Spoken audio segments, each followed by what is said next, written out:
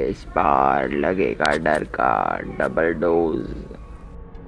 जैसा कि हमने पिछले भाग में देखा था, भीमगढ़ पहुंचने से पहले ही सोहम और सुहानी इतना कुछ अनुभव कर चुके थे जिसे वे आजीवन नहीं भूलेंगे। उनके इंतज़ार की घड़ियां अब ख़त्म हो चुकी थीं। वे भीमगढ़ की सीमा पर पहुंच चुके थे।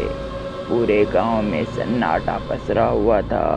वो दोनों गाड़ी से उतरे। लंबे सफ़र के बाद दोनों बहुत थक गए थे और वो इस बात से खुश भी थे कि बिना किसी नुकसान के वो दोनों सही सलामत भीमगढ़ पहुंच चुके थे। मगर अब भी वो दोनों आने वाले खतरे से अनजान थे। वे दोनों गाड़ी से उतरे।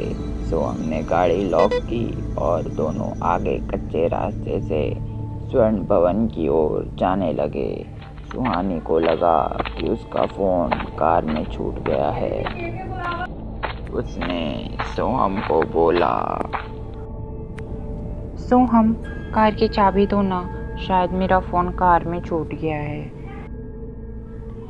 सोहम बोलता है, अरे सोना, जाने दो ना, सुबह ले आएंगे।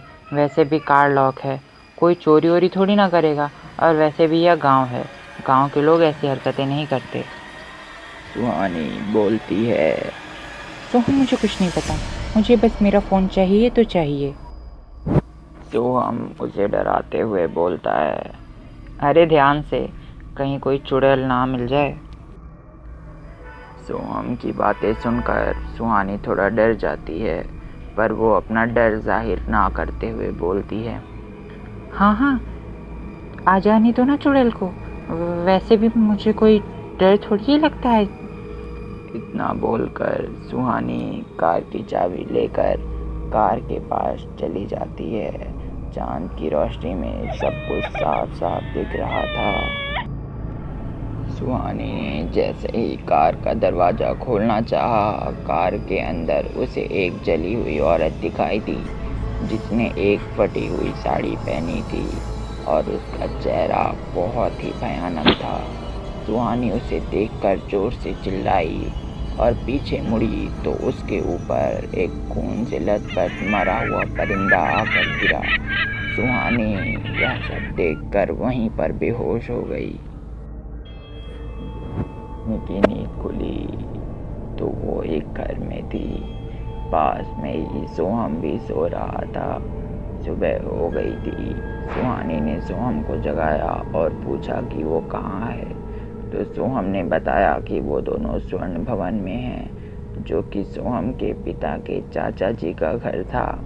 सोहम के माता पिता भीमगढ़ के राजघराने से थे, जो कि भीम महल में रहते थे, पर स्वर्ण भवन भीमगढ़ की सीमा से पास होने के कारण वो दोनों वहीं रुक गए थे।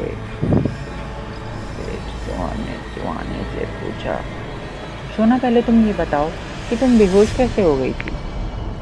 फिर सुहानी ने सोचा कि अगर वो उसे सच बताएगी तो सोहम उसका यकीन नहीं करेगा और उस पर हंसेगा। उसने बोला कि उसका पैर पत्थर पर फिसल गया था। सुहानी ने सोहम से पूछा, सोहम, जब तुम मुझे यहाँ पर लाए थे तो मेरे चेहरे पर कुछ लगा था क्या। सोहम ने मुस्कुराते हुए बोला, तुम्हारे चेहरे पर खूबसूरती के अलावा मुझे और कुछ नहीं दिखा। सोहम की बातें सुनकर सोहम और सुहानी दोनों मुस्कुराए और सोहम कमरे से बाहर चला गया। कुछ देर के बाद एक बूढ़ी औरत उस कमरे में आई। सुहानी ने उससे पूछा कि आप कौन हैं। तो उस बूढ़ी औरत ने जो बताया उससे सुहानी की रूह कांप गई। उम्मीद करता हूँ कि आपको भीमगढ़ सुहानी मोहब्बत की अनोखी दास्तां का दूसरा भाग पसंद आया होगा। अगर आपको तीसरा भाग चाहिए तो आप नीचे कमेंट कर सकते हैं।